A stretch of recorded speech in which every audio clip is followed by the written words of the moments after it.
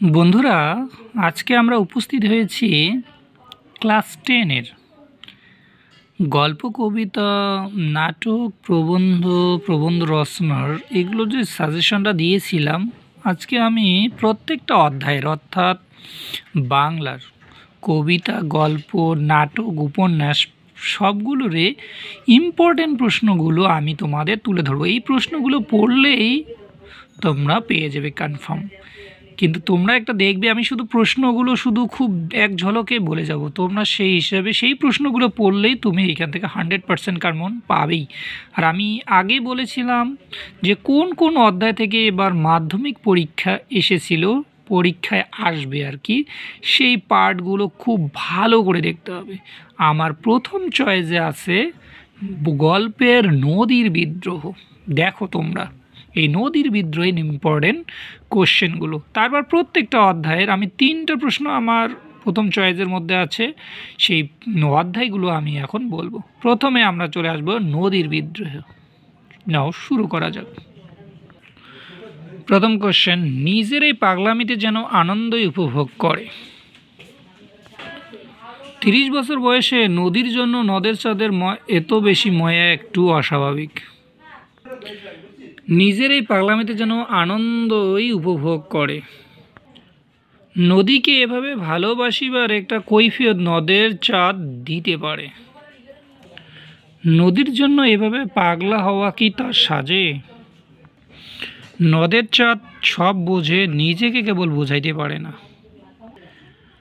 নদীর বিদ্রোহের কারণ সে বুঝিতে পারিয়াছে। আজ তার মনে হইল কি প্রয়োজন ছিল ব্রিজের। বন্দি নদীকে ভালোবাসিয়াছে, পারিলেও মানুষ কি তাকে রেহাই দিবে? নদের চাঁদ নদীর সঙ্গে যে খেলায় মেতে উঠেছিল সেই খেলাটি কীরকম ছিল? আমরা নদীর বিদ্রোহ দিলাম। এখন চলে আসবে জ্ঞান চক্ষু আশাপূর্ণা দেবীর। দেখি এখানকার ইম্পর্টেন্ট প্রশ্নগুলো বলছি। লেখার প্রকৃত মূল্য বুঝলে নতুন মেশোই বুঝবে। নতুন মেশোকে দেখে জ্ঞানচক্ষু খুলে গেল তপনের। মেশোর উপযুক্ত কাজ হবে সেটা। নেক্সট, রত্নের মূল্য জহুরির কাছেই। কথাটা শুনে তপনের চোখ মার্বেল হয়ে গেল। নতুন মেশোকে দেখে জ্ঞানচক্ষু খুলে গেল তপনের। পৃথিবীতে এমন অলৌকিক ঘটনাও ঘটে। পত্রিকাটি সকলের হাতে হাতে ঘোরে।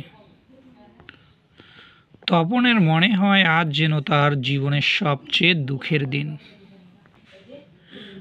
তপন কৃতার্থ হয়ে বসে বসে দিন গোনে।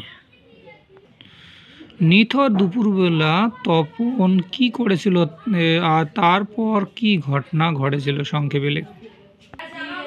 শুধু এই দুঃখের মুহূর্তে গভীরভাবে সংকল্প করে তপন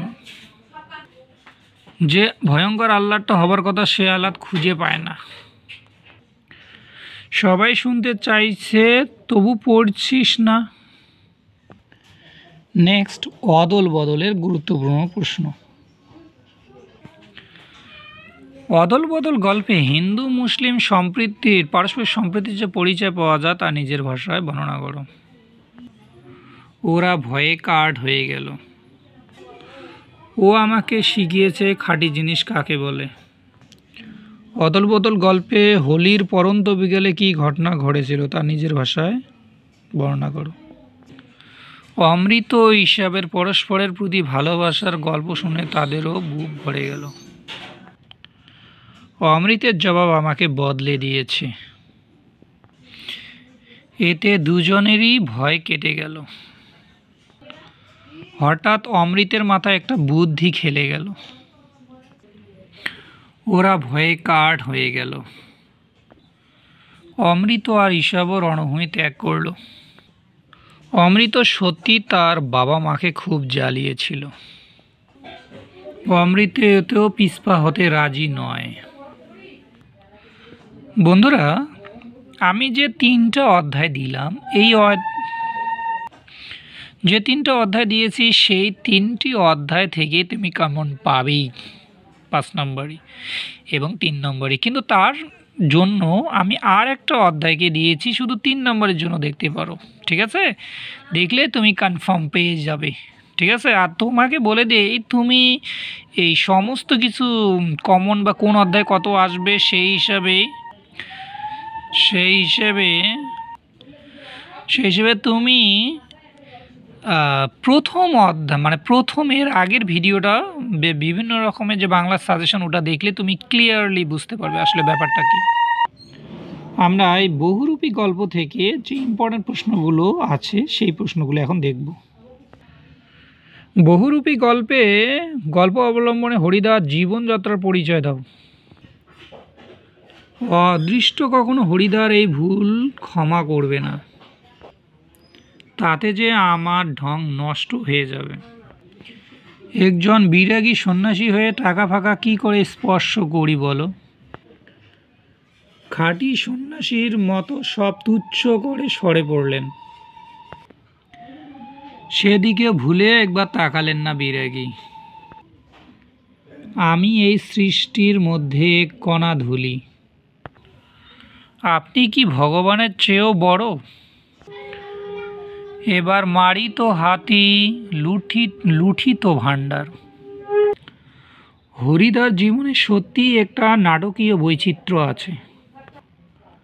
গল্প শুনে খুব গম্ভীর হয়ে গেলেন হরিদা পুলিশ সেজে কোথায় দাঁড়িয়েছিলেন, তিনি কিভাবে মাস্টারমশাইকে বোকা বানিয়েছিলেন।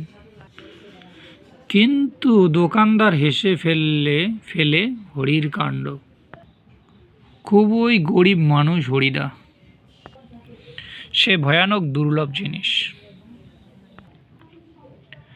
বন্ধুরা, তোমাদের যে 4টা অধ্যায় দিলাম, প্রথম 4টা অধ্যায় থেকে তুমি আশা করি 5 নম্বরই 2টা পেয়ে যাবে এবং 3 নম্বরই পেয়ে যাবে একটা, কিন্তু পরেরটা দিলাম এক্সট্রাভাবে। হ্যাঁ, আর পথের দাবি থেকে তুমি সংক্ষিপ্ত পড়লেই তুমি কনফার্ম পেয়ে যাচ্ছ। ঠিক আছে, বলে দেই, প্রথম অধ্যায় কি তোমার নদীর বিদ্রোহ, জ্ঞান চক্ষু আর অদল বদল থেকে তুমি 5 নম্বরেও পেয়ে যাবে, 3 নম্বরেও পেয়ে যাবে। এক্সট্রা হিসেবে বহুরূপী দিয়েছি, আর পথের দাবি আর বহুরূপী তুমি সংক্ষিপ্ত প্রশ্ন পড়লেই হয়ে যাবে যারা একটু কম পড়তে চাও। আর তুমি সম্পূর্ণ যদি বুঝতে চাও ব্যাপারটা কোন অধ্যায় দিয়ে কত আসবে, তাহলে তুমি এর আগের বাংলা ভিডিওটা দেখবে। আসলে সবগুলো যেটা সাজেশন বা কবিতা, গল্প, নাটক, উপন্যাস প্রভৃতির, এই ভিডিওটি যদি তোমাদের ভালো লাগে তুমি অবশ্যই লাইক করিও এবং শেয়ার করিও। এই ভিডিওটি দেখার জন্য তোমাদের সকলকে ধন্যবাদ।